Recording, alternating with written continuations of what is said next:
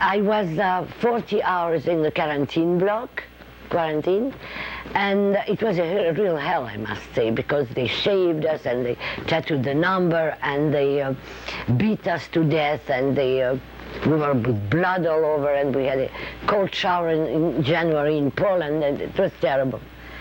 And we had nothing to eat except what they called soup, but it was not nothing at all. It was like dirt and nothing, cabbage. And suddenly a woman well-dressed came in and asked very loud, and I heard only the words Madame Butterfly, because I don't understand Polish. And some Polish girl who understood said, they are looking for somebody who can play and sing Madame Butterfly. So I started to laugh, really. And I said, but what's the matter with Madame Butterfly? So a friend of mine who was lying next to me in this koya, these strange beds, said, well, but you can play and sing, so why don't you go? So what did I have to lose? So I came down, and she said, you can. Madame Butterfly, Madame Butterfly. I said, yeah, all right.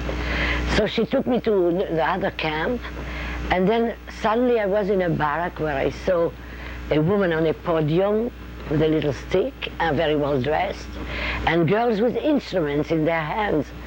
So then I thought, oh well, now I'm sure that I am dead, and this is a kind of hell where I am not alive anymore. And then a woman came to me and she cleaned my face with a little piece of paper.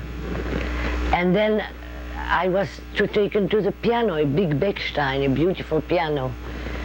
So I sat there and I started to sing and play Madame Butterfly.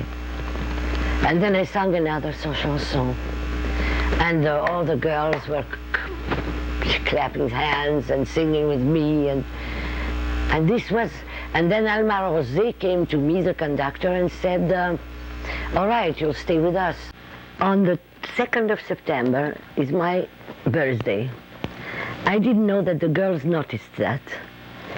And I was terribly sick. And so sick, it was really death that was awaiting me.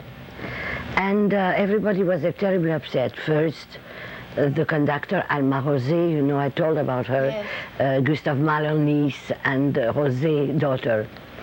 Because if they wouldn't have me, they would have nobody to write the orchestrations, it probably would be the end of the orchestra.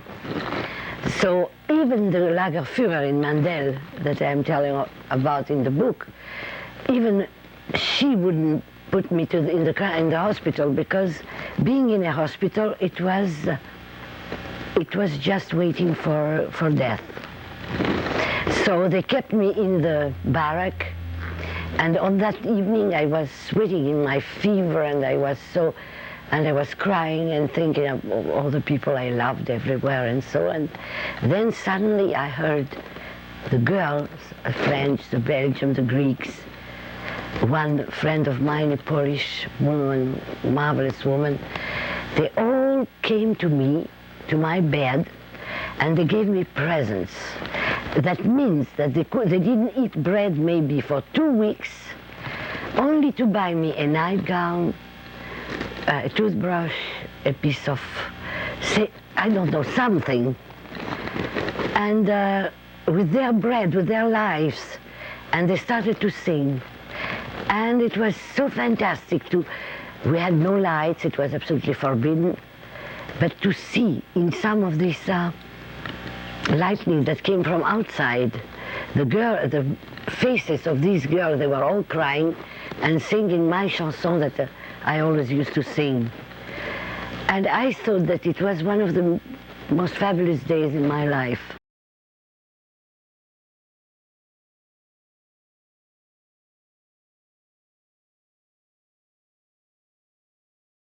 I remember one thing, I could sew a little bit, and I got the dress in Auschwitz.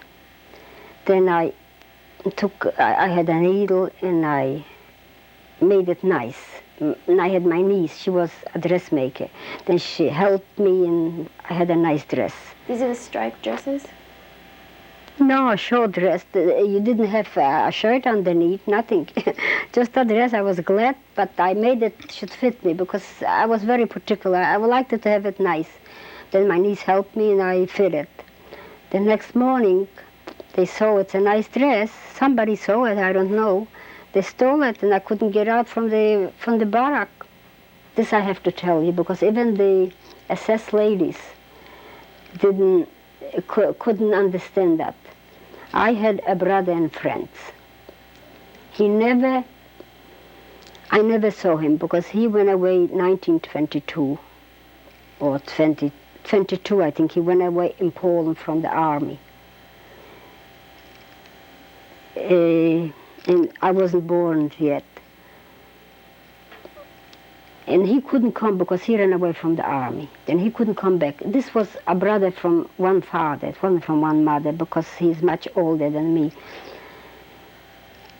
And I just knew him by the letters, what he used to write, because he could never come back to Poland. And in the war, he was together with my other brothers. They didn't know the brothers because they didn't know him. And you won't call by name, but you had just a number. I even have my number someplace. They were called numbers, then they didn't know the brothers. And my brother went around in the barrack and he was looking. He said, maybe to a man, an older man, he said, maybe you know somebody from that town, Sitko. Then he says, yes, I know. He said, maybe you know from this and this name. He said, you have here your brothers. And he didn't know. And then he called over and they called us through the wires. We couldn't go near, but that our brother from France is there. And that time my mother was with us, and we went to see him through that even the SS lady let us go near a little bit that we should see each other because we never knew him. It was for them a big thing, a brother from France, what we never knew, and we met him in Auschwitz.